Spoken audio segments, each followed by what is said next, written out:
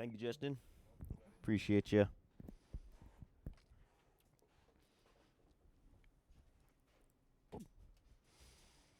I feel so old.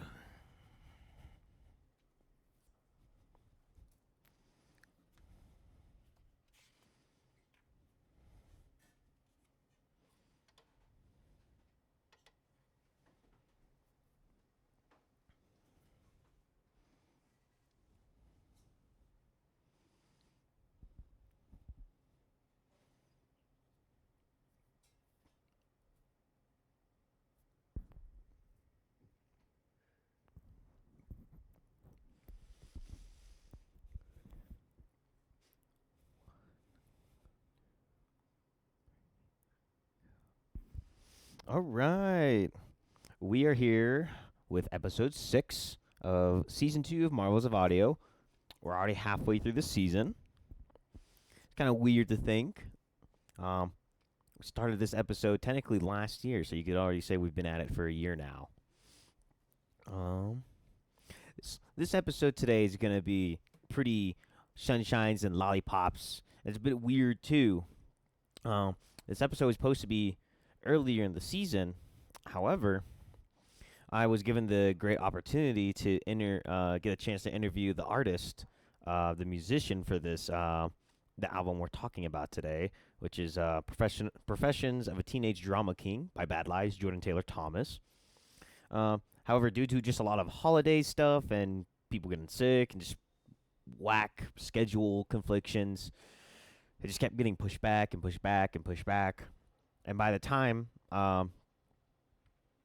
we would have had the interview underway, I already have the episode ready. Uh, Hopefully, that doesn't take too much away from the episode. I wanted this to be like a little special treat, but I wanted to get it out as soon as possible because on top of that album, we're talking about one of my favorite comics today. Giant Days right here by John Allison. You can notice here this is volume 2 actually. It's not the first volume. A friend's borrowing the first book, reading it. I'm actually borrowing the whole box set from another friend as well. So it's kind of just trickling down, essentially. But before we get into it, another thing, rule of threes, essentially, is this album was really funny to break down and check out because usually when I really get into like analyzing all the tracks I'm talking about, I always put the whole set of lyrics in front of me, whether it's on the computer screen or I write it down. It makes it a lot easier for me. However, there's something funny with this album where on Lyric Genius and other lyric websites, they just remove all the lyrics once a month for some reason. And it will be for undisclosed amount of times. And so, it was a real pain trying to write this episode. So, I just had to like really sit down with the songs and try to write down every word by word, for the four tracks we're talking about today. But today's episode, the reason I'm pushing it so earlier before the interview happens is because I kind of want to piggyback on last week's episode where we talked about isolation. We talked about The Freak by Matthew Lewis Ganeski. I butchered that name. I'm so sorry. Where what I think is probably one of the most dangerous mindsets we can have, which is to isolate yourself from people, from communities, from friendships, from your own emotions, your own mindsets. Just hiding in a little shell away from the world, from yourself, where you can't even see your own reflection. If you don't have to confront it, you don't have to deal with it. But I think that's probably the most violent thing you can do to yourself. So I wanted to go on the other side of that, go to the complete opposite end, and I want to talk about what it is, what personally for me has helped a lot with having really tight communities, or specifically in this case, we're talking about friends. The Friendship is Magic episode. That's what this is. I don't think there's a better two pieces to talk about with Giant Days, a series talking about these three freshman college students and their wacky adventures to up until their graduation, going through thick and thin, wacky scenarios, and despite each other's faults and outright being terrible people sometimes, they still suck it up and they help each other. And I thought an album talking about, you know, the discovery of youth, finding yourself in your teenage years and such, a critical time where friends are coming and going. It's easy to make friends. It's easy to lose friends in that time of your life. Uh, I think these two mesh perfectly well, especially since when I listen to this album, I think of Giant Days a lot. But getting into the meat of it, I want to start off with the comic, and then we'll jump into the album, where we have our three main characters. We have Susan, we have Esther, and we have Daisy. Susan's like your really cranky workaholic pre-med student.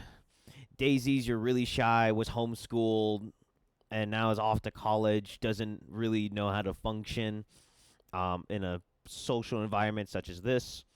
Really awkward, kind of, I don't want to say new agey, but she kind of gives off that vibe when I first started reading it. And then we have Esther, probably what I think is the funniest character.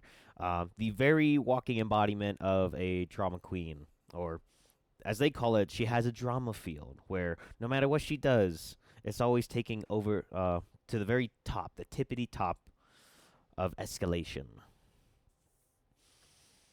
So you can start. You're starting to.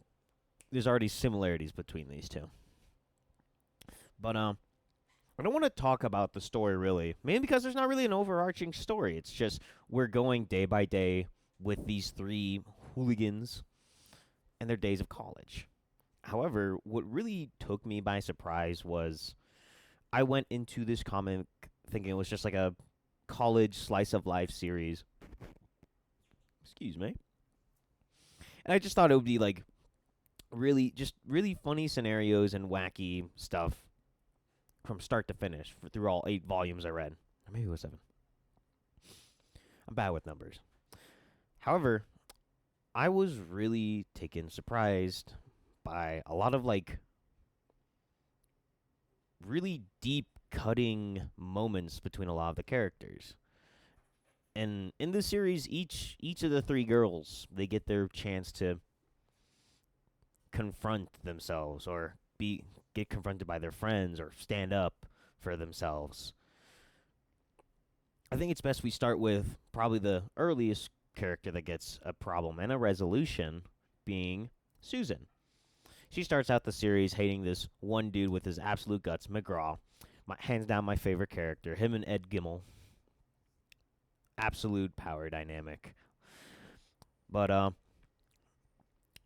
the whole first volume is them just absolutely despising each other. Or, well, more like Susan. She's being bittered, but without any justified reason, really.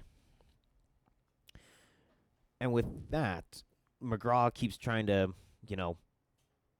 make amends with Susan, but she just holds on to that bitterness. She's really ignorant when it comes to that. She refuses to be proven wrong, even though it's very glaring obvious. So she just doubles down more and more and more on it. Until it gets to a point where they randomly hook up one night and they get back together. And you think it'd just be Sunshine and Lollipops like that. I thought they would be together for the whole series. However, Susan is someone who struggles to really focus on herself and focus those around her.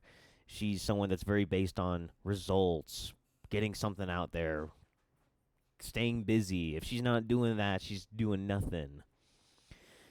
It gets to a point where and this very book actually, volume 2, she's helping a student campaign for student council, and it gets to a point where she's smoking so much she's going days without eating or sleeping, and she starts neglecting McGraw. And even her friends get to a point saying that, like, hey, this isn't healthy for you and this isn't fair to McGraw.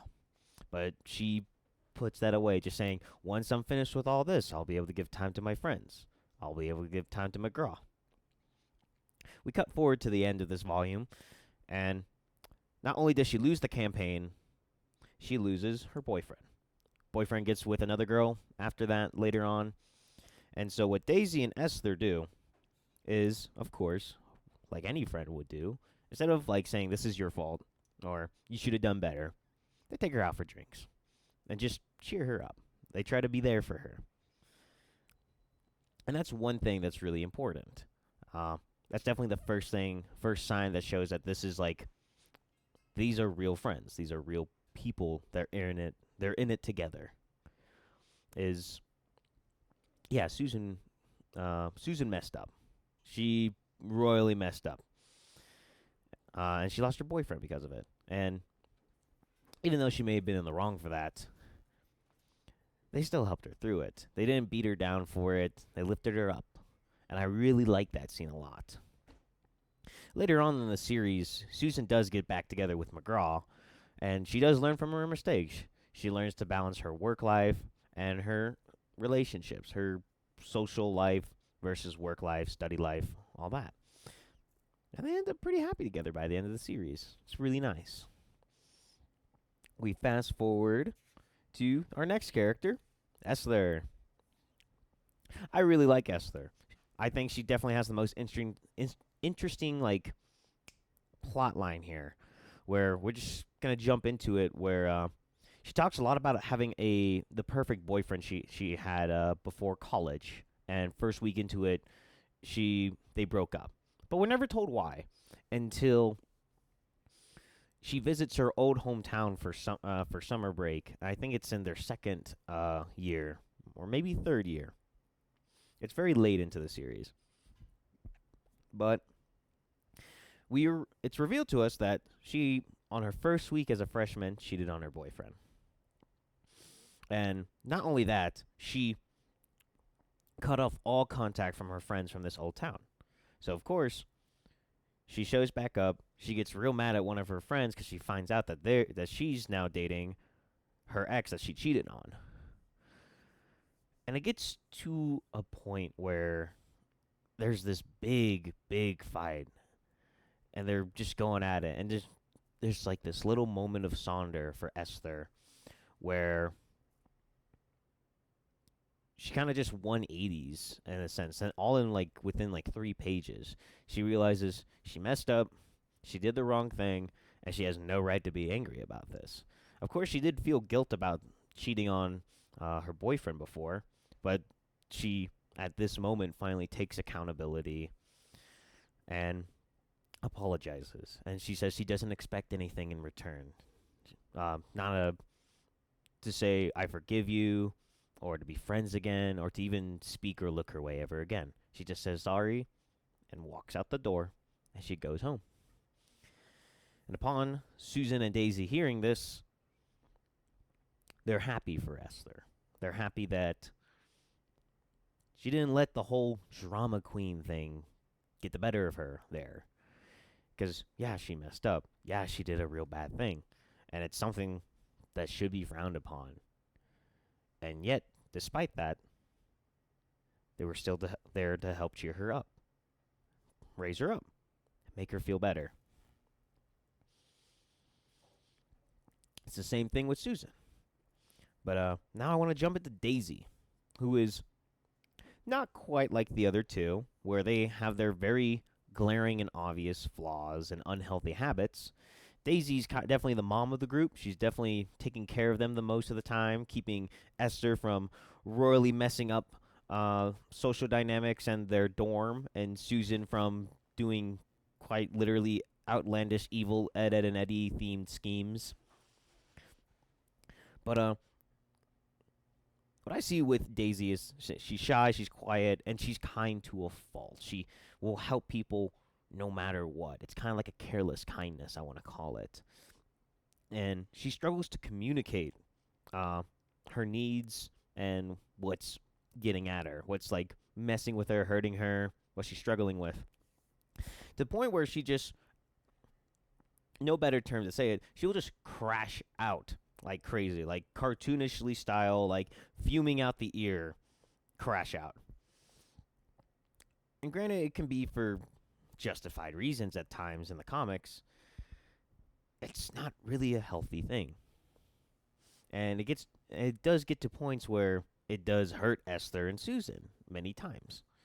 and especially because they don't know that what they're doing is wrong, and when she crashes out like that, it hurts them.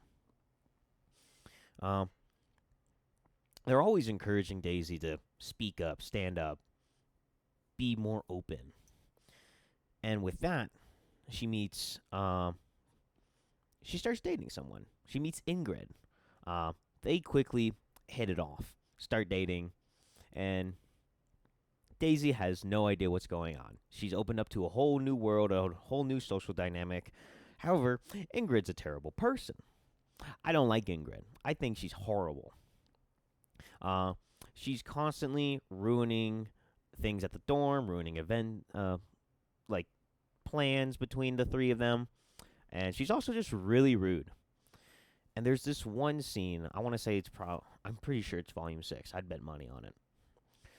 Where Ingrid, there's this bathroom scene where Esther and Susan confront Ingrid, and they're like, "We just straight up don't like you. You're a terrible person, and you're terrible for Susan."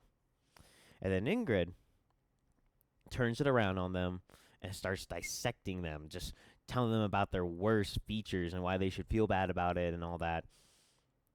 Daisy overhears this, and she has another one of her crash outs. However, this is like, you couldn't really call it a crash out, but she just lets it all out by saying to Ingrid, "You're the most amazing person I've ever met. You're an amazing girlfriend, but you're a terrible friend. And we're breaking up." And she chooses her friends over her girlfriend, even though she was, despite how Ingrid was, she was very much dedicated to making things work with this person. However, when she stepped over the line, uh, insulting her friends and just butting heads, even though Susan and Esther have made it very clear that they don't like Ingrid, but they're happy for Daisy, and they'll tolerate it however they can. And despite that, they did their best. Ingrid, however, the first chance she got, just cut real deep into them, and Daisy wasn't going to stand for that.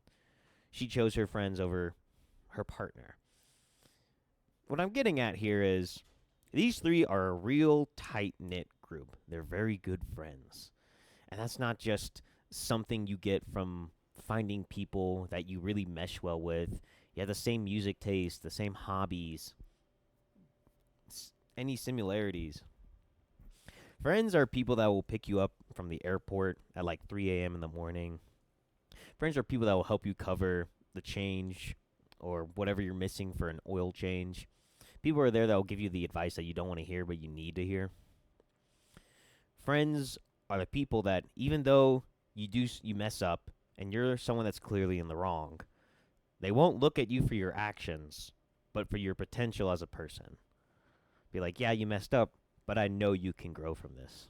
I know you can be a better person." And by the end of the series, they all graduate. Well, not Susan, because she's still in pre-med. That takes a lot longer. But they make it a mission to, I believe it's once a month or once a year after they all graduate, to still meet up in London, just to catch up. They help lift each other. They're there for each other despite the glaring flaws that would turn off a lot of other people. And I think that is really what makes a friendship. Being able to look beyond that surface level of our actions, our dynamics, and all that, and see, can this person really be better than this? That's what I like about that. And this is during a time when things are really impactful. Things are confusing. Emotions are weird. It's like late teenage years, early young adulthood. And that's kind of what Professions of a Teenage Drama King talks about. If you're not familiar, this is supposed to be a play on words of the Sarah Sugarman movie with, I think it's Lindsay Lohan, Confessions of a Teenage Drama Queen. One of those early 2000 wacky Disney movies, when they were pumping those out like once every 3 months. But we're talking about 4 tracks and why it kind of reminds me, why these tracks specifically remind me of this comic. We have the namesake title, the lead single, Professions of a Teenage Drama King. I'm just gonna call it Pote moving forward because that's a tongue twister. We got Nihilism. We got John Hughes, which is my favorite song, and then we have Show Me What It's Like. But the first song, Pote, it opens up with what we're expecting. Uh, kind of like the idea that for Jordan here, the artist, this is an album that's a little bit over. It's autobiographical of his early adulthood, early teenage years, and just kind of how he was as a person. Key points he learned, habits he had. But of course, it's outlandish, exciting, over the top. As a drama king would be. It kind of gives you this idea of just it's not life. It's not him making life dramatic. It's life being dramatic for him. In the sense of just that's just how your younger years are. That's what it's like to be young. Everything's when you just don't know that much. You know so little. I mean, my life's still pretty chaotic. I don't even know what I'm having for breakfast tomorrow. But Pote sets the scene for the rest of the album, and we get this bit by bit, song by song, where we focus on one little narrow subject. I would say the song style Bad Lives is you want to focus more on the instrumentals rather than diving deep into the lyrics, which is a little surprising that I'm talking about an album like that, because I'm usually a lyric heavy guy. Though, believe it or not, I'm actually more of an instrumental person. If it don't got a good tune, but you're probably singing the most amazing story in a 4-minute song ever, I'm not gonna listen to it. I need a good little tune for it. But following in fashion of the order we went, I want to jump into Nihilism first for these 3 songs, which is a song that talks about this, gives you this sense of vitriol, bitterness, gotta get back at them. With it kind of feels like a bad breakup, honestly. This song makes me think of Susan a lot. Even though I'm in the wrong, it feels good, so I'm gonna keep doubling down. Like, a certain someone we talked about earlier, good old Susan and McGraw. Even though she's in the wrong, she just kept doubling down, and it just felt good. It felt justified. It felt right. Even though it's nihilism to the point where she just didn't care how it felt. She just wanted it to feel right, and this is how it felt. This is how she thought she would get there. And yet, despite that, she kind of realizes it's not worth it. In the funniest way possible, which is a hookup, but what I'm trying to get at here is with the whole idea of nihilism and Susan here is I feel like that's a core trait of Susan. She comes off as someone that's very indifferent and doesn't really care, and she will double down even if she's wrong. She has this sense of urgency to prove herself. But it's thanks to Daisy and Esther, and of course the ungodly charmingness of McGraw, that they're kind of able to pull Susan out of that. Because you get to the end of the series and they're talking about moving in with each other, figuring out their future, having real adult conversations, which is really funny to look at the start of the series where simple conversations like this were impossible for them.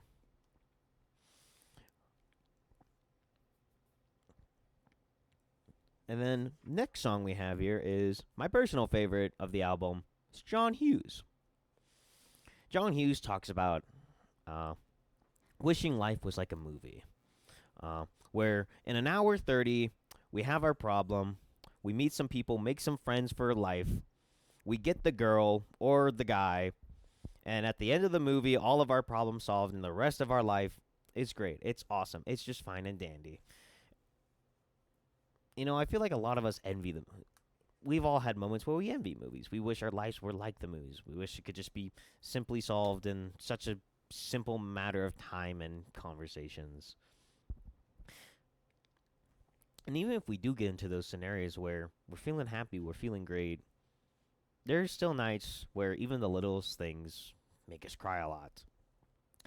Such as one lyric that's almost verbatim for it is, "Why do I cry tonight even though everything's feeling all fine?" Not exactly the lyrics. I thought I had them written down, but that's the main message of the song. Even if life is fine and dandy like a movie, why are things going wrong? I don't understand it. I don't get it. And that is quite the epitome of Esther, the boy crazy goth of the friend group, getting into relationships quite literally every chapter. She's in over her head. She gets all these problems, and she just doesn't know what she does wrong. She doesn't know how to fix it, and that's a constant problem throughout the comic, where she doesn't know if she needs to work harder. She doesn't know if she needs to be smarter. She doesn't know if she needs to just figure out what she wants to do with college. And even her friends don't know how to help her. But what's really great, kind of like just like a John Hughes movie, like I imagine everyone watching this has seen Breakfast Club. Even if you're butting heads with your friends every now and then, they don't know how to exactly help you. Sometimes just being there for your friend, just being the shoulder to cry on is great. It's awesome.